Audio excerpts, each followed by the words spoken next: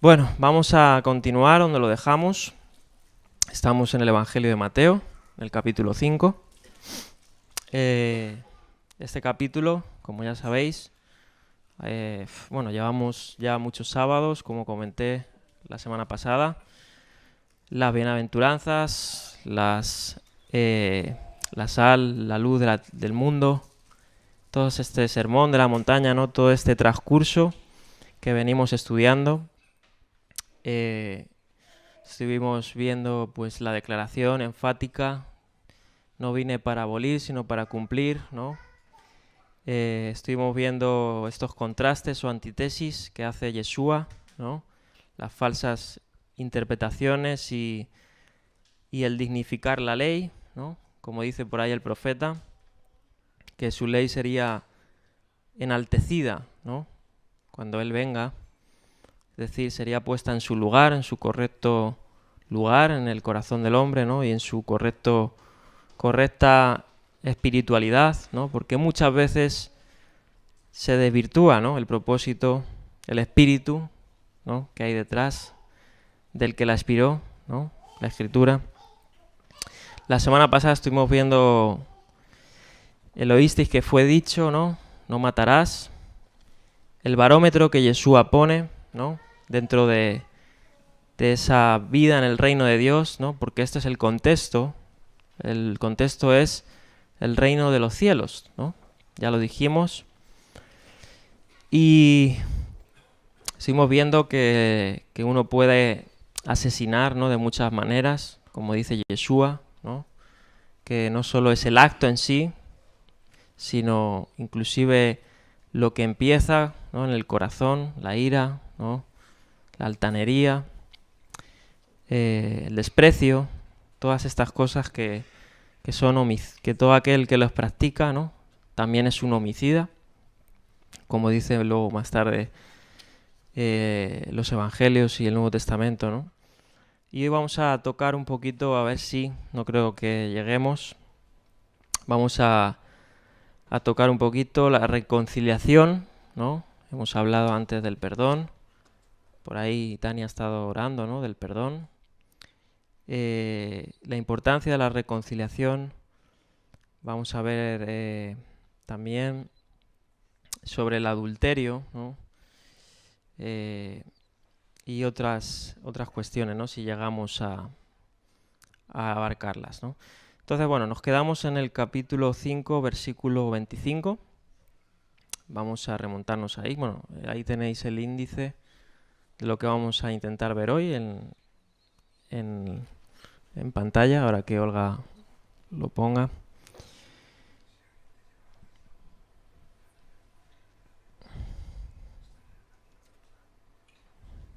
Y si no, bueno, no, ahí está. Como he dicho, la reconciliación, ¿no? Con el ofendido, con el que ha sido dañado. El adulterio, ¿no? Que quizás nos detengamos ahí. Y no sé si lleguemos a ver un poquito el tema de la lujuria.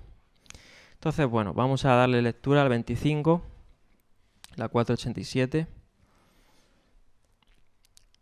Mateo 5, versículo 25.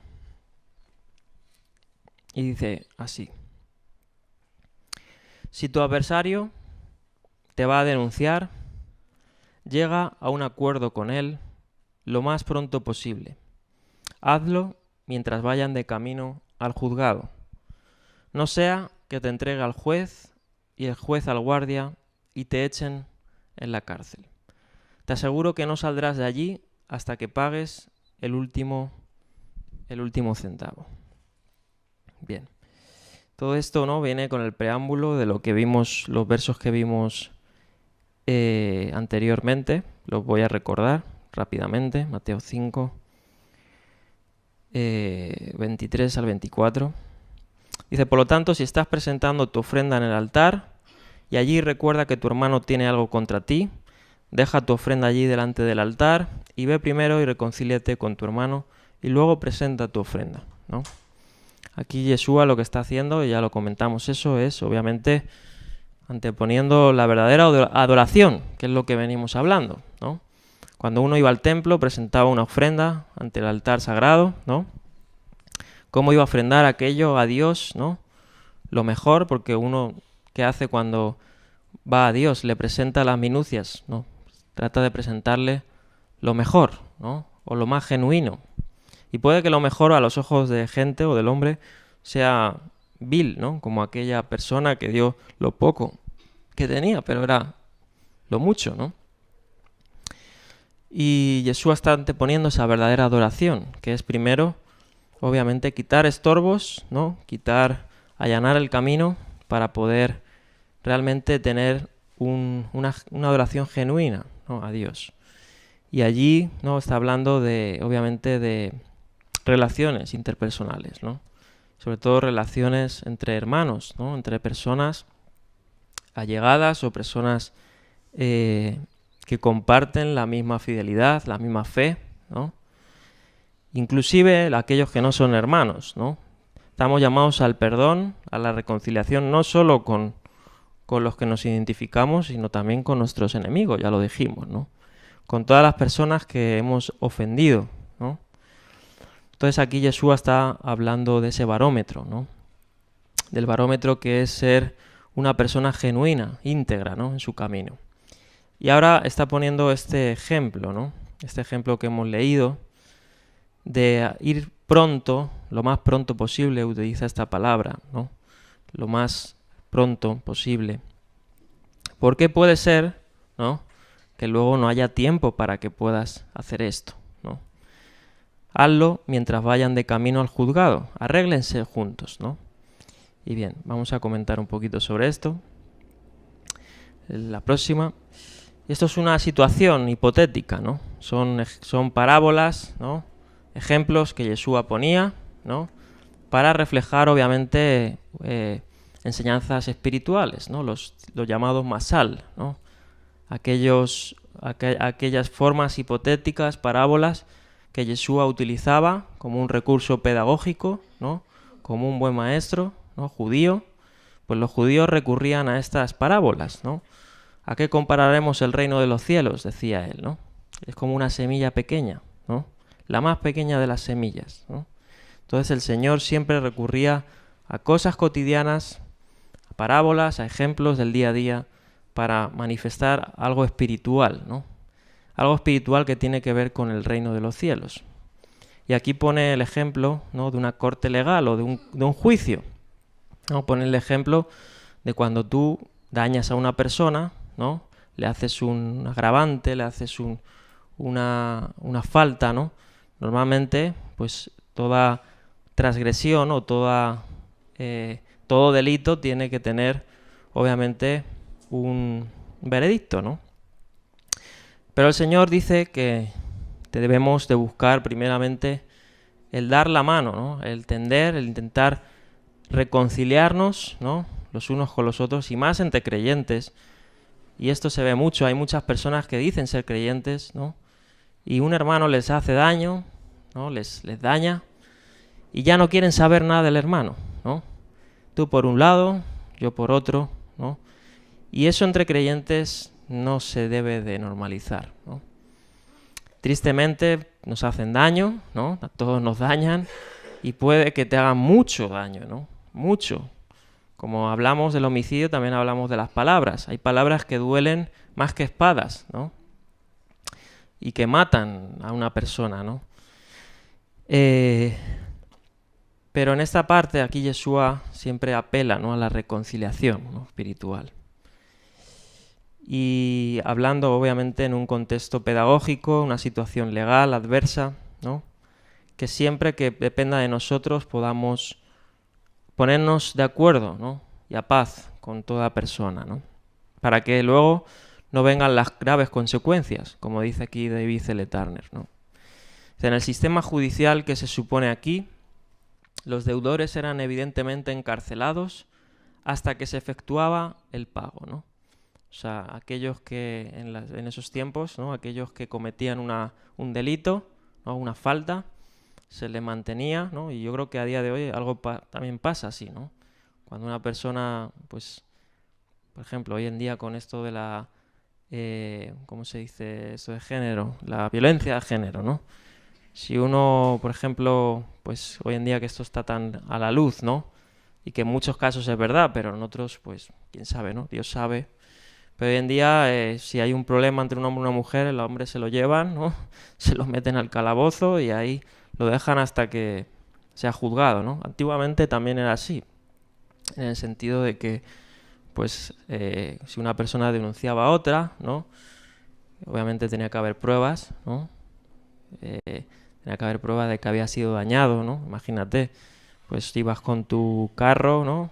O con tu burro, con tu caballo, según tu adquisición, ¿no? Y pisabas, yo qué sé, a un cordero o lo que sea, ¿no? De otro y, pues claro, podían presentar las pruebas, este señor no ha hecho esto, tal, tal, tal, ¿no? Y a la persona que cometía esto se lo encarcelaba, ¿no? Para llegar para entregarlo al juez, ¿no? Y el juez dictaminaba si luego se lo daba al alguacil, ¿no? Y le metían en la cárcel. Entonces aquí Yeshua utilizó esta forma en que se trataban los casos, ¿no?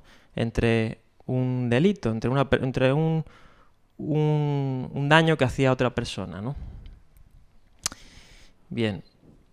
Dice aquí Craig Bloomberg, dice, quizás estos versículos hablen metafóricamente del asunto de evitar la ira de Dios, ¿no? Puede ser que también se lleva a ese ámbito, ¿no? De que obviamente, ya lo dije la semana pasada, no tenemos que temer, como decía Yeshua, a los que matan el cuerpo, ¿no? Sino a aquel que puede destruir tu alma y tu cuerpo en el infierno, ¿no? O sea, en ese juicio o en esa ira venidera, ¿no? Pero en este sentido, obviamente, está hablando más físicamente, según muchos llegan de acuerdo, ¿no? Dice el último contraste de 5:38 al 48 que veremos, ¿no? Creo que este es el segundo contraste, la segunda antítesis, ¿no? Dice que se exhortará a los discípulos a amar a sus enemigos y debe leerse junto con este, ¿no? De la reconciliación. Es decir, el ofensor tiene un tiempo muy corto para reconciliarse con el adversario y así evitar la acción judicial. Un tiempo breve para resolver el conflicto amistosamente. Bien, eso dice Romanos 13, Pablo, a los romanos, versículo 8, él decía a los romanos, no debáis a nadie nada, sino el amaros los unos a los otros, ¿no? Aquí Pablo estaba hablando de que si alguno también, ¿no? Podemos llevarle a este ámbito del daño, si alguno daña a una persona, que sea pronto, ¿no? Para ir con esa persona y restituir lo que haya dañado, ¿no? Pedir perdón, porque no debemos ser deudores de nada, ¿no? Los creyentes no debemos ser deudores de nada, ¿no? Ni siquiera con Hacienda, de nada, y menos entre los hermanos, ¿no? Bien, seguimos. No cabe duda aquí que se introduce otra importante lección, ya que la Biblia enseña que la obediencia es más importante que los sacrificios, ¿no? El que sabe que su hermano está ofendido contra él, con o sin causa, eso es importante, con o sin causa, ¿no? Muchas veces decimos, no, pero yo tengo la razón, ¿no? O el ofendido debería ser yo, ¿no? Pero debemos ser aquellos que, como decía también Spurgeon decía, no recuerdo exactamente su cita, pero él decía que si alguien habla mal de ti, ¿no? Regocíjate porque seguramente le faltarían unas pinceladas más aún de maldad, ¿no? De lo malo que eres. Y así muchas veces es verdad, ¿no? O sea, puede ser que en esta ocasión tú no hayas hecho nada o no tenga una causa justa, pero siempre debemos de ser los primeros en intentar la reconciliación, ¿no? Y eso ya es una persona que tiene que alcanzar la madurez espiritual. El inmaduro diría, no, a mí me han hecho daño, ¿no? ¿Yo qué voy a hacer, ¿no? ¿no? Eso siempre tiende al yo, ¿no? Me han hecho a mí, ¿no? Pero el espiritualmente maduro, ¿no? Dice, prefiero, ¿no? Estar bien con mi hermano, con Dios, ¿no? Aunque no sea una causa justa, ¿no? pero pasar por alto las ofensas, ¿no? Porque Dios lo hace con nosotros, ¿no? Si Dios, todas aquellas cosas que cada día hacemos y ofendemos a Dios, Él las tuviera en cuenta, ¿no? Faltarían libros y libros, ¿no? Y sería imposible, ¿no? Alcanzar, ¿no? Pues sabemos que la salvación es por fe, no por obras, por gracia de Dios, ¿no? Pero si fuera de esta manera como nosotros actuamos, en vez de con gracia, con justicia o con juicios humanos, pues fíjate, estamos a años luz, ¿no? de la espiritualidad que Dios tiene, ¿no? El propósito es emular a Dios, ¿no? El creyente espiritual es quien ha de tomar la iniciativa siempre en la restauración de la correcta relación con sus hermanos. En base a esta enseñanza, Pablo escribiría a la iglesia en Roma. Si es posible, que ya he leído el que no debáis nada a nadie, ¿no? Pero luego dice si es posible en cuanto dependa de vosotros, estad en paz con todos los hombres, ¿no? O sea, en nosotros está la posibilidad muchas veces, ¿no?, de estar en paz, ¿no? Obviamente, si la otra persona no quiere, ¿no?, por mucha posibilidad que tú intentes, pues no se va a dar, ¿no? Porque la persona no está dispuesta. Pero si en nosotros depende algo, tenemos que intentar siempre apelar a la reconciliación, ¿no? Y eso es algo que Yeshua hizo una vez tras otra. Cuando Yeshua le entregaron, ¿no?, dice la Escritura en los Evangelios, en el Evangelio de Juan, que aquel que le iba a entregar, ¿no?, le entregó con un beso, ¿no? A mí eso siempre me causa, pues, asombro, ¿no? Porque Yeshua sabía que le iba a entregar esa persona, de hecho se lo dice, ¿no? Pero aún así no tomó ninguna represalia, ¿no? Y le tendió, obviamente, él estuvo dispuesto, ¿no? Pero sabemos que el enemigo se metió Satanás en el corazón de Judas, ¿no? Y luego también lo vemos más tarde con el caso de Simón Pedro, ¿no? Simón Pedro que le niega, ¿no?, 3 veces, ¿no? Y aún así Yeshua obviamente le abraza, ¿no? Y le tiende la mano, ¿no? Yeshua es el ejemplo siempre a seguir. O sea, si es posible en nosotros, ¿no?, en cuanto todo dependa, estemos en paz con cada una persona que hayamos afectado o que nos haya afectado, ¿no? Eso es muy importante y es un principio del reino de los cielos, ¿no? Eso es un principio del reino de los cielos. Está muy bien guardar el Shabbat, ¿no? Es importante. Qué importante es también no comer el cerdo, ¿no?, no comer marisco, no hacer tantas cosas, ¿no? Pero qué importante es esto. Y esto es el corazón también del reino de los cielos, ¿no? Y aquellos ciudadanos del reino deben distinguirse por ser prontos en la misericordia, ¿no?, en la reconciliación. Las enemistades, dice Pablo a los Gálatas, las enemistades son manifestaciones de la carne y permitirlas es un acto carnal, ¿no? Gálatas 5:20. Las enemistades son una forma de división en la iglesia y es un pecado contra la unidad del cuerpo del Mesías, ¿no? Pablo hablaba esto y era enfático, ¿no?, porque ocurrían, ¿no? En los tiempos de Pablo, en las congregaciones ocurrían enemistades, ¿no? Unos eran de Pablo, otros de Apolos, ¿no? Algunos eran débiles, otros eran fuertes, ¿no? Había tantas situaciones que Pablo manifiesta, ¿no? Algunos, había toda clase de desórdenes, ¿no?, en ciertas iglesias también. Pero Pablo siempre apelaba ¿a qué? A la gracia. ¿Cómo saludaba Pablo? Gracia y paz, ¿no? Y gracia, el término gracia en griego, charis, ¿no?, era un saludo que los cristianos hacían también, ¿no? Es decir, encomendándonos a la gracia divina, ¿no? Y esa gracia es la que nosotros debemos de manifestar como se nos manifestó a nosotros, ¿no? Seguimos. La persona que se niega a hacer un intento honesto de reconciliación tendrá que enfrentarse con las consecuencias de su acción. Eso es obvio, ¿no? Es posible considerar que el Señor estaba procurando que las gentes entendiesen que el deudor jamás podría pagar la deuda. no podía trabajar para saldar la cuenta, ni tenía recursos para hacerlo, si no ya lo hubiese hecho antes del juicio.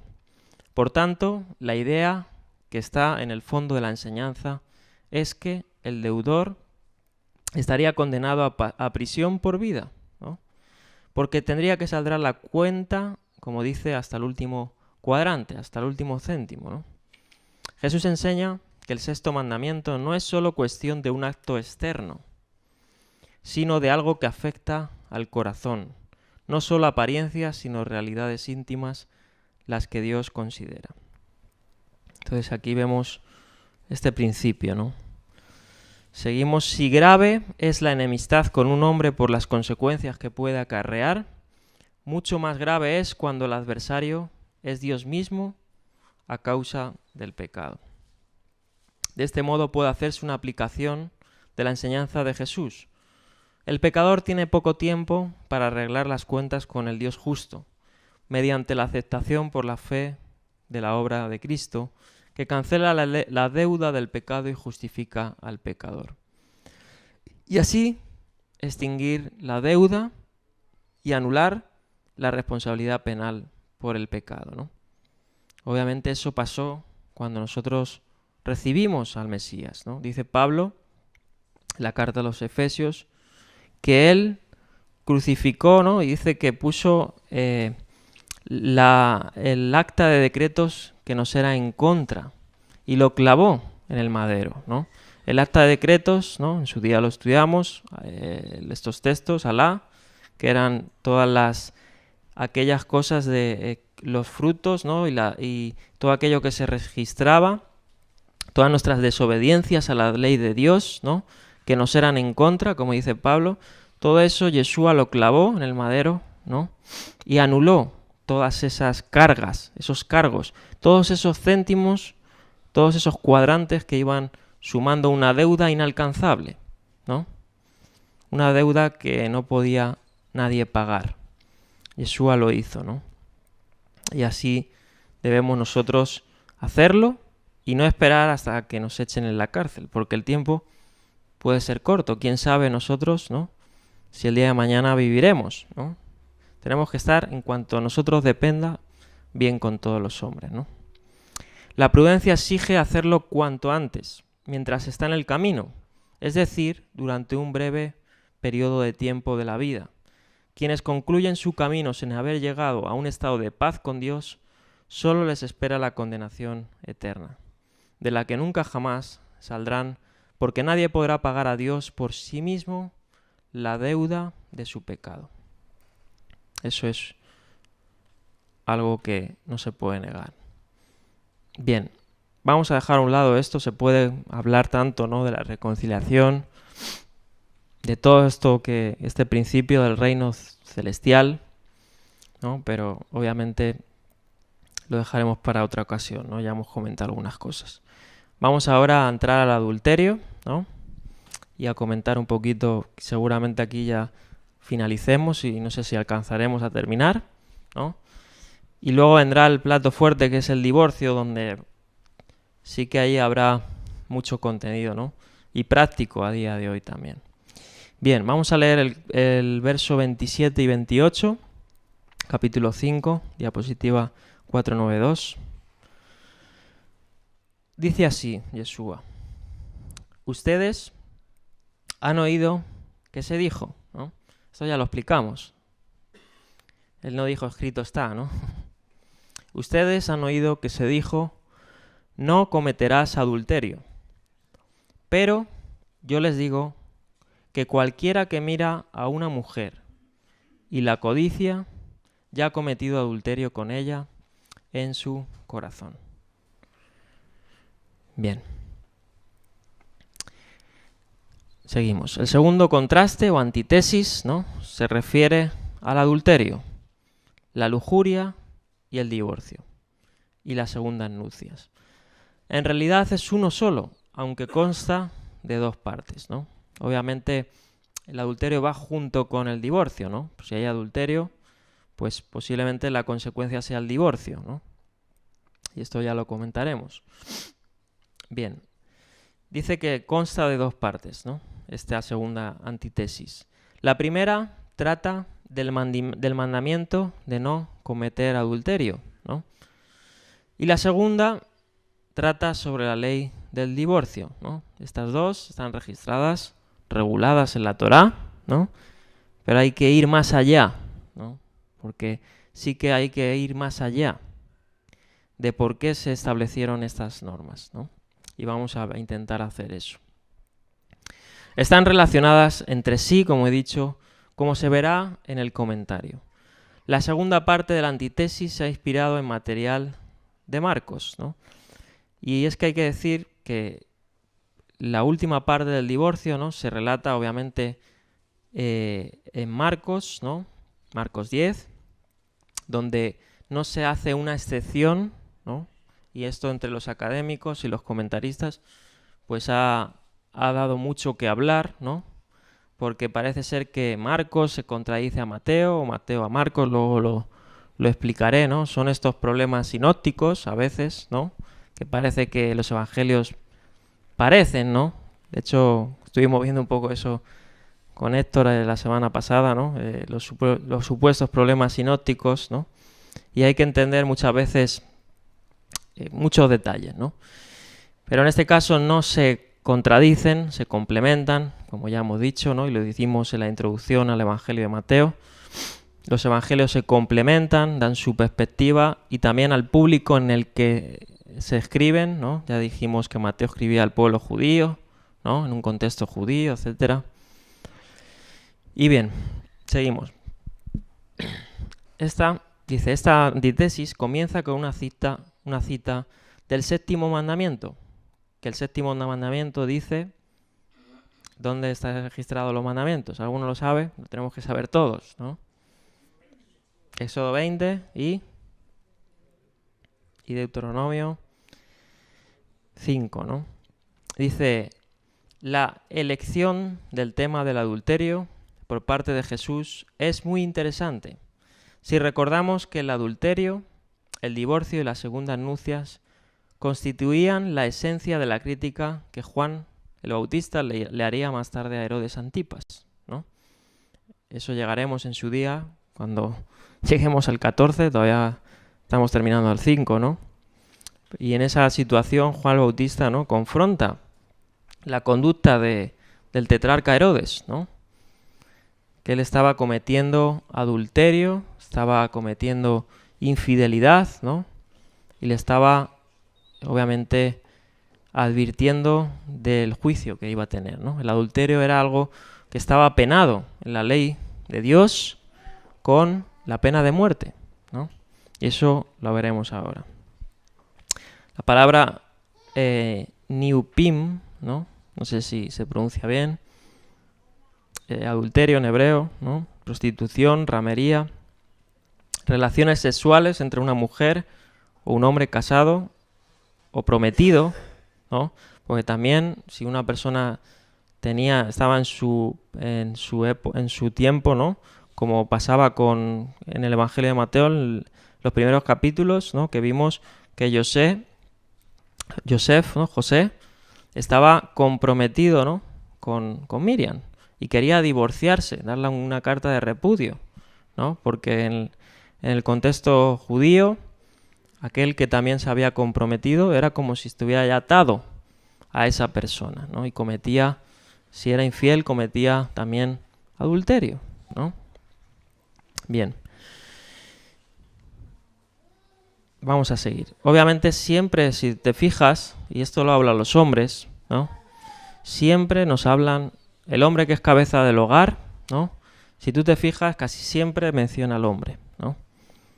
Casi siempre. De hecho, si vais a la Torá, si vais a los profetas, lo habla casi siempre a los hombres, ¿no? Entonces, bueno, vamos a comentar. A primera vista, no hay nada controvertido con la prohibición del adulterio, ¿no? ¿Por qué Yeshua dice: viste que fue dicho, no cometerás adulterio, ¿no? Es decir, si eso no está mal, ¿no? Eso es algo bueno. Eso es un principio, ¿no?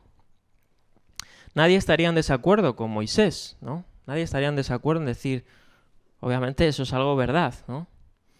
Pero ¿en qué consiste, ¿no?, el divorcio? Esa es la cuestión y la respuesta de Jesús. Para entender mejor el alcance del mandamiento que Yeshua, iba a exponer delante de las gentes, es preciso, y ahora vamos a tomar un espacio, ¿no?, para entender el significado bíblico, ¿no?, del matrimonio o de la institución matrimonial, ¿no? ¿Por qué Dios impulsó y mandó el matrimonio? Porque eso es algo que Dios orquestó divinamente. El divorcio, podemos decir que Dios lo reguló, lo permitió, ¿no? Pero eso no fue, y voy a comentar esto que es muy interesante, porque muchos toman muchas cosas muchas veces literales, ¿no? Y toman, pues... pero hay que ir al propósito principal por el que Dios instituye, ¿no? Y da regulaciones o permite ciertas cosas, ¿no? Hay que entender eso. Bien, entonces el matrimonio, vamos a ver un poquito sobre esto, para ver la gravedad del adulterio, ¿no? Hay que hacer un contraste entre el matrimonio, ¿no?, y la falta, que es el ser infiel al pacto matrimonial, porque el matrimonio es un pacto entre un hombre y una mujer, ¿no?, una alianza que se hace entre un hombre y una mujer. ¿Para qué? ¿Para qué dice la Escritura y dice Dios? Para que sean una sola carne, ¿no? Entonces el matrimonio no es una institución humana, ¿no?, es una institución divina. Es decir, no fue pensada por el hombre, ¿no? Fue orquestada por el mismo Dios. ¿Y dónde? Ya desde el principio, ¿no? Desde la creación, ¿no? Cuando Dios hace a Adán, ¿no?, le dice, te haré una compañera, ¿no?, una persona de tus huesos, ¿no?, de ti, tus entrañas, ¿no? Y no es bueno que el hombre esté solo, ¿no?, decía. Y luego instituye ahí, ¿no?, el hombre y la mujer serán una sola carne. Dejará a su padre y a su madre, serán una sola carne, ¿no? Como dice Génesis 2:24. Y ese es el carácter, ¿no?, del matrimonio, que es una institución divina, ¿no? No es una institución humana. Y hago ese contraste porque eso es muy importante, ¿no?, tanto para los casados como para los solteros, ¿no? Para toda persona hay que entender que el matrimonio es una institución divina, ¿no? Bien, en este mandato divino, la siguiente, hay 4 determinantes. Primero, una relación de exclusividad entre, y eso es muy importante, aunque no lo señala, bueno, lo señala amarillo, ¿no?, exclusividad, ¿no? Es decir, en un círculo íntimo, ¿no? No terceros, no segundos, nada. Exclusividad entre el hombre y su mujer. Es decir, un solo hombre y una sola mujer. Segundo determinante, una relación de familiaridad nueva, ¿no? Cuando dice, dejará al hombre a su padre y a su madre. Es decir, se crea una nueva familia, se crea un nuevo hogar, ¿no? Es una nueva, por decir así, creación, ¿no?, literalmente, distinta a la que anteriormente correspondía a cada uno de los esposos, por lo que dejará a su padre y a su madre y se unirá a su mujer, ¿no? De eso podemos hablar largo y tendido, ¿no?, de la importancia que es entender este determinante. Tercer punto, una relación de convivencia y entrega mutua, ¿no? Y este es uno de los puntos más complicados, ¿no?, entre el hombre, entre la mujer, tanto para el hombre y para la mujer, ¿no? No debería ser así entre creyentes, ¿no? Suele pasar que no hay una entrega mutua muchas veces, ¿no? Y eso crea conflictos, ¿no? Crea enemistades, crea, pues, fisuras, ¿no? Pero hay que alimentar esa entrega, ¿no? Como decía por ahí un predicador, el matrimonio es una autonegación al yo, ¿no? Y eso es verdad, ¿no? Es el buscar el bienestar de la pareja muchas veces antes que el de uno mismo, ¿no? Y eso es un barómetro muy, muy complicado, ¿no? Pero es el ejemplo de Yeshua, ¿no? En Efesios habla de Cristo y la Iglesia, ¿no? Y dice que Cristo, como varón, como la cabeza, es el que alimenta, ¿no?, a la Iglesia, es el que nutre a la Iglesia, ¿no? Y el que se entrega por ella, ¿no? Y luego hace la similitud, así varones, ustedes también, ¿no? Y hace esta comparación. Cristo siempre es el modelo, Masías, ¿no? Y el cuarto punto, en estos puntos podríamos estar hasta muchos tiempos, ¿no?, analizando. Esto es un pequeño extracto para entender la importancia de lo que he dicho anteriormente. Y lo vuelvo a repetir. El matrimonio no es una institución humana, sino divina. Como en palabras de Bonhoeffer, él diría, el matrimonio proviene de arriba, de Dios, ¿no? Y el cuarto determinante, una relación de unidad permanente. Permanente. Es decir, serán una sola carne. Una sola carne. O sea, ahí es donde se plasma, ¿no?, el propósito principal de Dios, ¿no? Por eso, también, cuando Él venga, ¿no?, cuando Yeshua venga, seremos uno con Él, Ejad, ¿no? Cuando dice la Escritura que Él vendrá, ¿no?, y se darán esas bodas, ¿no?, del Cordero. Y ahí dice Zacarías, me encanta ese versículo, creo que es Zacarías, que dice: en ese día su nombre será uno, ¿no? ¿Cómo era? se me ha ido, se me ha borrado la memoria. Esa famosa canción que hemos cantado muchas veces, ¿no? Yehad, es decir, su nombre será uno y Él será uno, ¿no? Y así Él será uno con nosotros también, ¿no? En esa unidad espiritual que es el matrimonio también, que refleja ese día, ¿no? Bien. El matrimonio debe considerarse como un pacto sagrado, es decir, como un compromiso juramentado delante de Dios, ¿no? O sea, y eso, todo aquel que se casa, ¿no? Pasa Aarón, que hace poco se casó, ¿no? Él ahí estuvo en sus votos y en su boda, él estuvo en su ketubá escribiendo todas aquellas cosas que se iba a comprometer, ¿no? Y así toda persona que está ante el altar, ante su esposa, ¿no?, hace unos votos y hace unos juramentos, ¿no? Y no solo delante de los hombres, porque ahí estábamos todos, pero sobre todo delante de Dios, que es el dador del matrimonio, ¿no? La unión matrimonial es un asunto de voluntades que se comprometen a vivir unidos, ¿no? Por eso, si una persona, y yo aquí aprovecho a decirlo, porque puede ser, y yo sé que se viene alguna persona que tiene el anhelo, ¿no? Ya, pues, saldrá a la luz todo, ¿no? Pero haya un compromiso, ¿no? Y veremos, pues, una boda, Baruch Hashem, ¿no? Pero siempre esas personas deben de tener un discipulado, deben de tener una guía, ¿no? Porque muchas veces hay matrimonios que sí que tienen esa afección, ¿no?, esos lazos sentimentales, pero no se tiene el mismo, ¿cómo diría?, la misma visión, ¿no?, o el mismo sentir.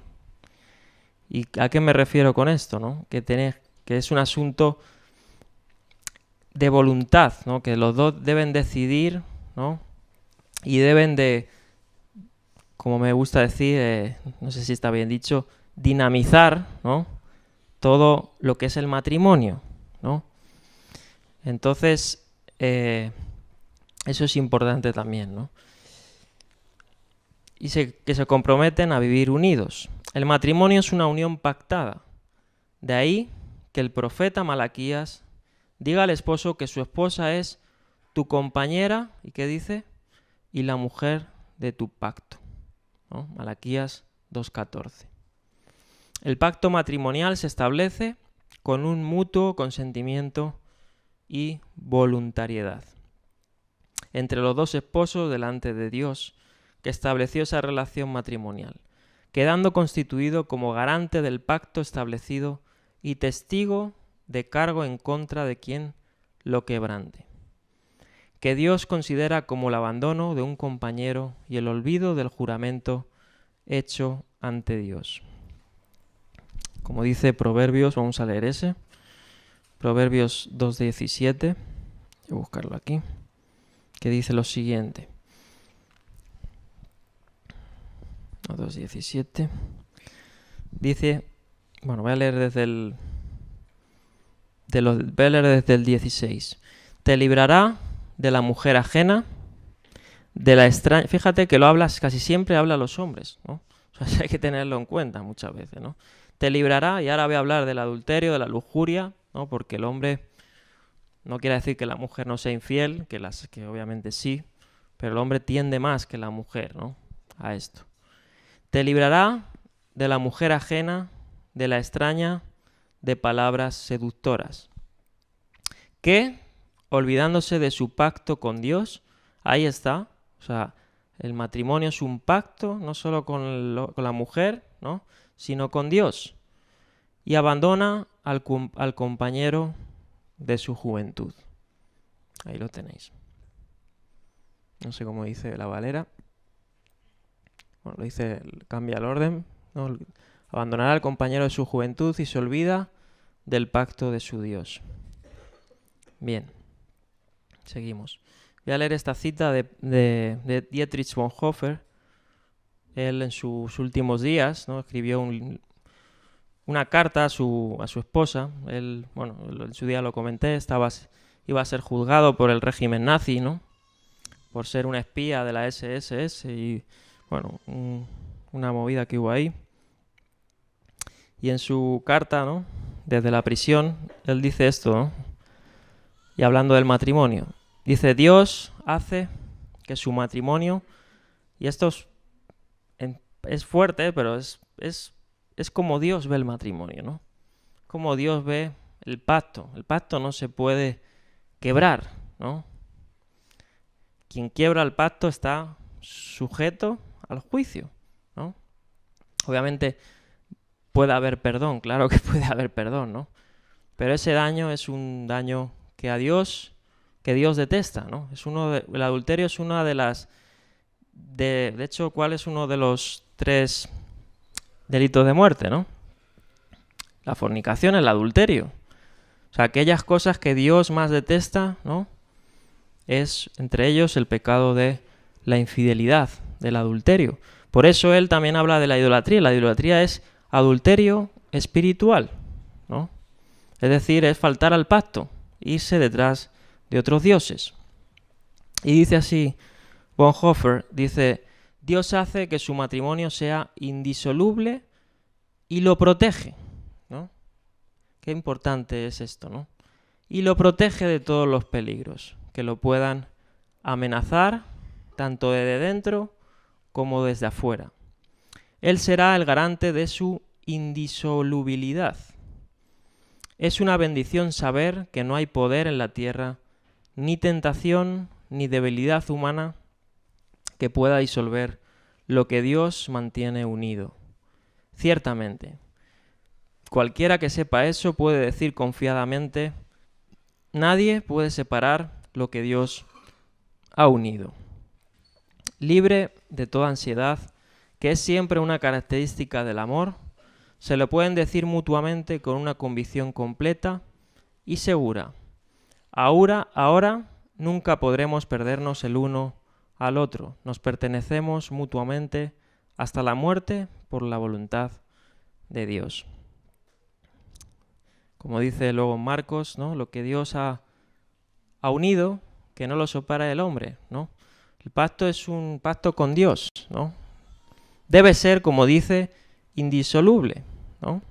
O sea, debe ser inquebrable, ¿no? Y bueno, ahora hablaremos cuando se quiebra el pacto y esto, ¿no? Pero ese tiene que ser el estándar. Y aprovecho y hablaremos del divorcio, que tristemente se da, ¿no? Sobre todo, ya no estoy hablando de los de afuera. Como dice Pablo, a los de afuera, pues ya lo juzgará Dios, ¿no? Pero cuando pasa a los de dentro, o sea, realmente no debe de caber o debe de haber ideas de divorcio entre creyentes, ¿no? Siempre, como hemos Es que no es casualidad que hemos leído la reconciliación con el hermano, ¿no? Ahora es algo más íntimo, que es con el cónyuge, con tu propio yo, ¿no?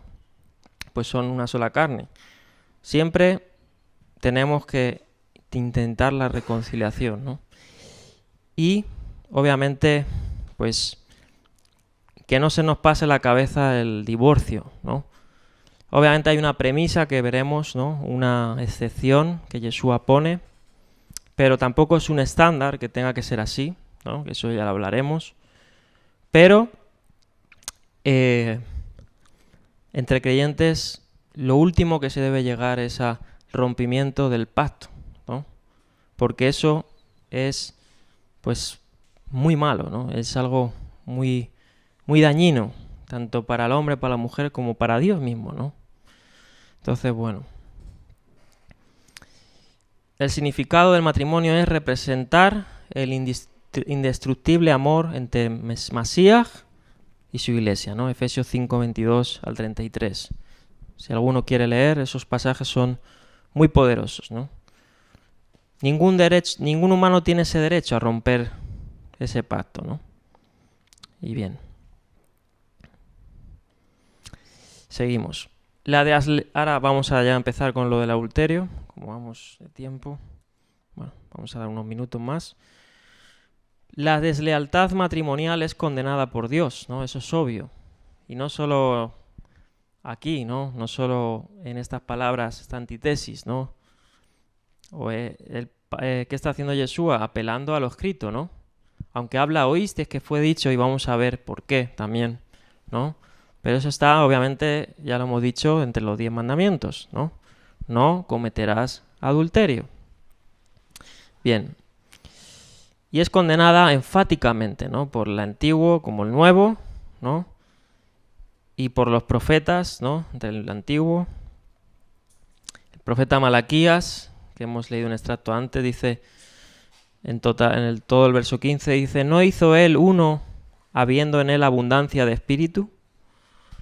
¿Y por qué uno? Porque buscaba una descendencia para Dios. Guardaos pues en vuestro espíritu y no seáis desleales para con la mujer de vuestra juventud. Como dice aquí, ¿no? Dios hubiera podido hacer varias mujeres para Adán, ¿no? Como algunos islámicos piensan, ¿no? Que en el paraíso van a tener no sé cuántas mujeres, ¿no? Dios podía haber hecho esto, ¿no? Pero no. Bueno, no puede porque Él no puede ir en contra de su voluntad, ¿no? Como dice el dicho, Él no puede levantar una piedra, puede hacer una piedra tan grande que Él no pueda levantar. Es una contradicción, ¿no? Entonces, bueno, pues en ese caso hipotético, ¿no? Podía haber hecho muchas mujeres para Adán o varios hombres para Eva. Si hizo uno solo de cada especie, indica su voluntad de unidad y lealtad permanente para el matrimonio. Dios establece un cuidado esmerado de vigilancia para no caer en el pecado de deslealtad en el matrimonio. El Señor recuerda a los oyentes el mandamiento divino de la misma manera que hizo con los anteriores. Como dice, oísteis que fue dicho. El verbo está en futuro, expresando una negativa enfática. Es un futuro volitivo, es decir, que apela a la voluntad del individuo para que no cometa el pecado que prohíbe. Yeshua estaba citando literalmente el 6º mandamiento de la ley. Bien, sobre el adulterio, vamos a ver un poquito, aunque ya he dicho lo que es, ¿no? Pero vamos a ver algunos casos. En la Escritura, adulterio, entonces está sacado de un diccionario que es diccionario de teología, muy bueno, me gusta mucho, está en español, diccionario de teología de Theodor Müller. Dice la Escritura, adulterio denota cualquier cohabitación voluntaria que una persona casada efectúa con cualquier otra persona que no sea su esposo o esposa legítimos. Sin embargo, otras veces la Biblia señala este pecado con el término porneia, que esto es fornicación. aunque propiamente hablando esta palabra designa la ofensa de la cohabitación voluntaria entre una persona que no está casada y otra del sexo opuesto. Cuando se quiere hacer una distinción entre estos dos tipos de perversidad, la Escritura los denomina con términos diferentes: pornoi, fornicarios, y moihoi, o moikoi, como se diga, ¿no?, en griego, adúlteros. Bien, ahí están esas dos palabras. La Escritura prohíbe el adulterio para salvaguardar especialmente la santidad del hogar y la familia, ¿no?, y el pacto, ¿no?, como hemos dicho. Éxodo 20:14, no cometerás adulterio. El pecado es descrito más específicamente en Levítico 18 al 20, que dice: además no tendrás acto carnal con la mujer de tu prójimo, contaminándote con ella. Es decir, el pecado, ¿no?, literalmente el adulterio es: no tendrás acto carnal con la mujer de tu prójimo, ¿no? Ese es el mínimo que la ley ponía. Y eso es adulterio, ¿no? Bien. Y veremos que el adulterio no solo es el acto, ¿no?, como venimos viendo el barómetro, ¿no? La falta era considerada tan grande que su pena era la muerte. O sea, en la ley se regulaba el adulterio, y si una persona era pillada en el acto de adulterio, ¿no?, tanto la persona que era adúltera como con el que se estaba acostando, ¿no?, los dos eran sentenciados a muerte. No se dice en qué muerte, ¿no?, pero se entiende más tarde en otros textos, incluso en el Evangelio, ¿no?, que era por lapidación, entre otras cosas, ¿no? Dice: mientras la ley de Moisés no especifica en qué forma se ejecutaba esta pena, el Nuevo Testamento dice que era por lapidación. Y en la ley nos mandó Moisés a apedrear a tales mujeres, ¿no? Este texto está un poco discutido, ¿no?, entre la crítica textual, pero hay manuscritos que afirman ese hecho, otros que no aparece, ¿no? Eso no quiere decir tampoco que no sea verdad. De hecho, parece ser que posiblemente sí que fue verdad, ¿no?, el suceso de la adúltera, porque en los padres de la Iglesia se relata una situación de estas, o sea, hablando de la logia de Jesús, ¿no? Y por eso la mayoría de versiones tienen o casi todas, ¿no?, este suceso. Y ahí se dice que el que estuviera libre de pecado, ¿no?, dice Yeshua, que tire la primera piedra, ¿no? ¿Por qué decía Yeshua esto, no? Porque Yeshua conocía los corazones de aquellos que le acusaban, ¿no? Y seguramente en los corazones de aquellas personas, todos y cada una de ellos habrían faltado en este barómetro, ¿no?, habían sido desleales a sus esposas, ¿no? Por eso vamos a hablar de la lujuria, ¿no?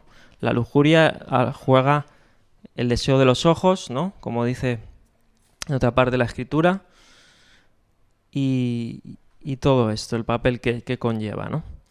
En Deuteronomio 22:22 no se prescribe el modo de ejecutar el castigo de un adúltero, aunque en Ezequiel 16:40 y 43 a 47 se menciona la lapidación como el castigo apropiado. Así también en Deuteronomio 22 y 23 se dice que una mujer desposada que cometa adulterio debe ser lapidada junto con su cómplice. La tradición judía nos comunica que a veces el castigo era infligido por estrangulación. Dice: dado que la pena de muerte solo podía caer sobre la persona sorprendida en el acto mismo, si un esposo sospechaba que su esposa había cometido adulterio, ella tenía que ser sometida a una prueba, y eso está en la ley de los celos, ¿no?, que habla en Números capítulo 5, donde se hacía una prueba, ¿no?, a la mujer para ver si habías cometido, ¿no?, adulterio, para establecer, ¿no?, de manifiesto su inocencia. Bien, aunque la ley divina consideraba el adulterio como un crimen repugnante, no pudo ser desarraigado, ¿no? Para que veáis, o sea, no pudo ser desarraigado. Y eso implica que obviamente puede, y eso es el peligro del legalismo, ¿no? Porque las leyes estaban, pero el pueblo no las seguía, ¿no? El pueblo no las seguía. Y más bien, con frecuencia, hombres y mujeres fueron hallados culpables de esta grave ofensa, ¿no? Y Job habla, vamos a leer esos pasajes de Job 31, del 9 al 11. Que Job fue un ejemplo, ¿no?, de fidelidad. Y dice Job 31, si por alguna mujer me he dejado seducir, si a las puertas de mi prójimo he estado al acecho, que mi esposa muela el grano de otro hombre, y que otros hombres se acuesten con ella. Eso habría sido una infamia, un pecado que tendría que ser juzgado.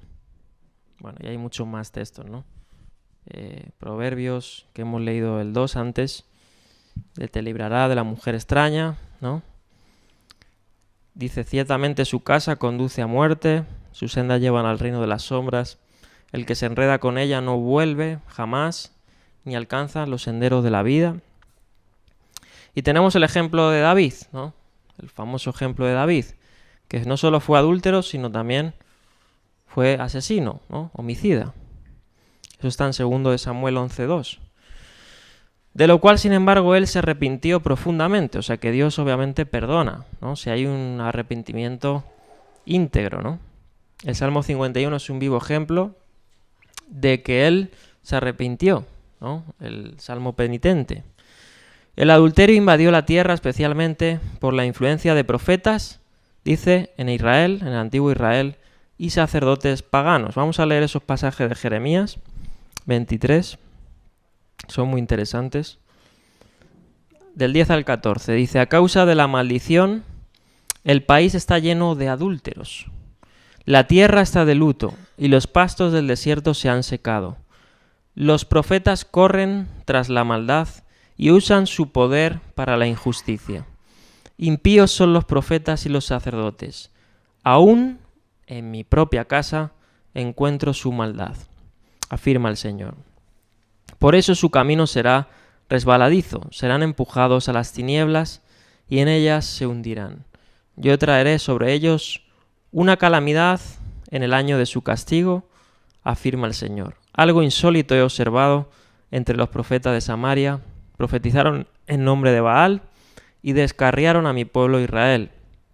Y entre los profetas de Jerusalén he observado, dice, no solo lo de Samaria, ¿no? He observado cosas terribles. Cometen adulterio y viven en la mentira. Fortalecen las manos de los malhechores, ninguno se convierte de su maldad, ¿no? Por eso Yeshua, cuando él vino, ¿no?, ¿a dónde atacó más? ¿No? A los sacerdotes, a los fariseos, a aquellas personas que debían de llevar el peso espiritual de la nación, ¿no? Pero ellos estaban, como dice ahí, que viven en una mentira, ¿no? Muchos estaban siendo pura apariencia, ¿no? Por eso Yeshua les dice, el que esté libre, que tire la primera piedra, ¿no? Es decir, todos me debéis cuadrantes, ¿no? Como decía anteriormente. Bien, seguimos. Aunque las leyes penales de la Escritura solo consideraban los casos en los que se violaba el hecho del mandamiento de la pureza sexual, la ley moral también condenaba las prácticas de adulterio que se cometían con los ojos y el corazón, ¿no? Y cuando hablamos de la ley moral, estamos hablando el más allá, ¿no?, de la literalidad del texto, ¿no? Porque se puede subyacer de un versículo, se puede subyacer de un texto, ¿no?, un principio espiritual, ¿no? Si la Escritura dice no cometerás adulterio, como va a decir aquí Yeshua, ¿no?, mas yo os digo que todo aquel que mire con ojos, ¿no?, con deseo a otra mujer, ya ha adulterado en su corazón. Y eso también incluso en Job, ¿no?, lo hemos leído, que él hablaba de una pureza del corazón y de los ojos, ¿no? Bien. Seguimos. la 503, el adulterio siempre será una de las continuas ofensas que se hallarán entre los hombres. Por esta razón, el Nuevo Testamento advierte, y aquí está la gran advertencia, ¿no?, que hace Pablo, que hacen los escritores del Nuevo Testamento, contra aquellos que practican el adulterio, ¿no?, y otras prácticas, ¿no? Primera de Corintios dice 6:9. Dice, ¿no saben que los malvados no heredarán el reino de Dios? No se dejen engañar, ni los fornicarios, ni los idólatras, ni los adúlteros, ni los sodomitas, ni los pervertidos sexuales. Bien, Hebreos 13:4. Tengan todos en alta estima, fíjate que dice, el matrimonio y la fidelidad conyugal, porque Dios juzgará a los adúlteros y a todos los que cometen inmoralidades sexuales.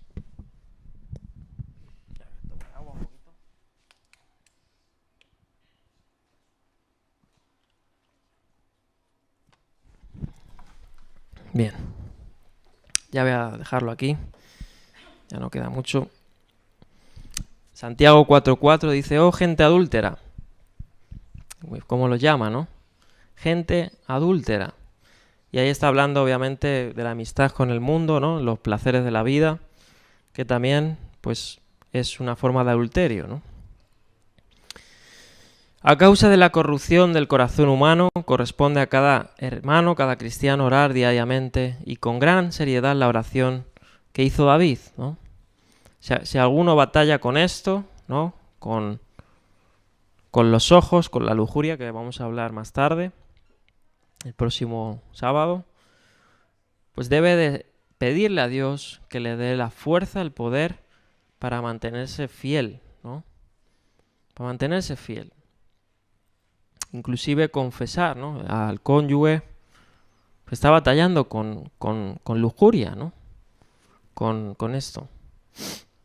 Bien. Seguimos. 504 dice, Jesús da su interpretación del mandamiento a la luz de la perfección del reino, sobre la fórmula, pero yo os digo. El pecado de adulterio, como otros pecados, encuentra su raíz, ¿en dónde?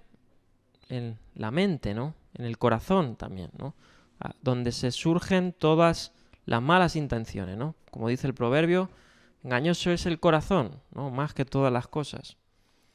El corazón, de ahí salen los homicidios, ¿no?, los adulterios y toda clase de males. Entonces, si alguno en su mente, en su corazón, tiene estos deseos o estos impulsos, debe de pedir ayuda divina, ¿no?, y ayuda espiritual. Acercarse a una persona, ¿no?, espiritual, como dice Pablo, los espirituales, dice, levantad a los caídos, ¿no?, a aquellos que necesitan esta ayuda. Debemos de ser de los que levantan, no de los que aplastan. Porque juzgar ya se encargará el Señor, ¿no? Y muchas veces tendemos a esto, ¿no?, a juzgar, a aplastar, cómo has hecho esto, ¿no?, cómo has llegado a esto. Pero esto es algo que todos podemos caer, ¿no?, si no estamos conectados con la esencia divina, ¿no? Bien. El adulterio se refiere específicamente al hombre que mantiene relaciones sexuales con la mujer, ya lo he dicho. La mujer en la declaración de Jesús debe entenderse también como la esposa de otro hombre y el aspecto para desearla, específicamente de querer y planear relaciones sexuales. Así pues, el foco no está en la atracción sexual como tal, sino en el deseo de, es decir, una relación sexual ilícita, ¿no? Esto lo dice Evans. Bien, ya voy a terminar, ya termino leyendo esto. Dice, el adulterio produciría un estado de inmundicia, una contaminación entre los adúlteros, y este pecado, ¿no?, aquí estoy leyendo mis notas, afectaría varias áreas de la vida matrimonial. Primero, atentaría contra el pacto del matrimonio, como hemos dicho. Segundo, contra el voto matrimonial de lealtad, o sea, estás faltando al voto, ¿no?, que ibas a ser fiel. Tercero, es un pecado contra la relación del matrimonio. Y, obviamente, eso acarrearía el juicio de Dios, ¿no? Como dice en Hebreos, hemos leído, a los adúlteros ya los juzgará Dios. El adulterio es un pecado que reviste tal gravedad delante de Dios que es uno de los pocos que tenían en la ley, ¿no? Como hemos dicho, la pena de muerte. El Señor se posiciona como testigo de cargo, como dice Malaquías, contra el que rompa el pacto sagrado del matrimonio. Malaquías 2, 14 al 16. Los líderes de la nación enseñaban y la gente se entendían que el mandamiento alcanzaba solo en la consumación del hecho, ¿no? Y aquí Yeshua está haciendo este barómetro, ¿no? Que incluso aquel que tiene deseo o que desea una mujer en su mente adultera, ¿no? Bueno, hemos hablado del ejemplo de David como un ejemplo, ¿no? Y bueno, hay tantas citas que hablan sobre esto. En el Tratado de Yomá, del Talmud, ¿no? Hablan mucho también sobre eso. Y en el Tratado de Yomá 29a dice: las fantasías sexuales son más difíciles de soportar que el acto en sí. Fíjate. Y ponen la analogía del olor de la carne, ¿no? O sea, muchas veces cuando tienes más ganas es cuando huele la carne, ¿no? Cuando está asándose la carne, ¿no? Y no ya cuando te la comes, o tienes más ansia ahí, ¿no?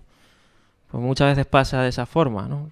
Muchas veces el articular en la mente, ¿no? Por eso dice Pablo, en todo lo bueno, todo lo honoroso, en eso pensad, ¿no? Porque la mente es un peligro, ¿no? El corazón. Y como decía el dicho, ¿no? Y por eso es importante dedicar nuestro tiempo bien, ¿no? Como dice, aprovechad bien el tiempo. Y es muy importante también, y en esto lo digo, el estar ocupado, ¿no? No solo obviamente cosas espirituales, sino también en cosas físicas, en un trabajo. Porque como dice el dicho, ¿no? El ocio es la morada del enemigo, ¿no? Y a las personas que son ociosas, ¿no? Que están en su casa, tumbadas, tiradas ahí, sin hacer nada, viendo la tele, en el ordenador o en otras cosas, ¿no? En otros tienden a esto, ¿no? A caer en estas trampas del enemigo, ¿no? Y bueno, se podría hablar tantas cosas, ¿no? Vamos a dejarlo aquí. Seguiremos un poquito con esto el próximo sábado, hablando ya del adulterio, terminando el adulterio, y hablando de la lujuria, ¿no? Y aquí he hablado de los hombres, pero también hay algunas cosas para las mujeres, ¿no? O sea, porque también hay cosas importantes a saber, ¿no?